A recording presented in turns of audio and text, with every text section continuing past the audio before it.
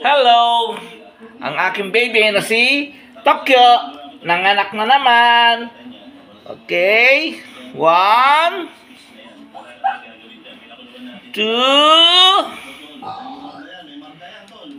3, 4. And last one, number 5. Baby ni Tokyo. Tokyo.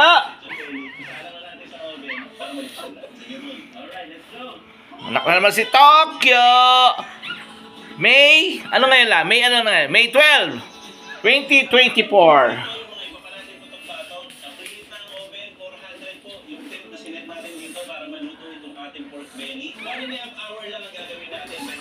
Up ya. Hello. Hello.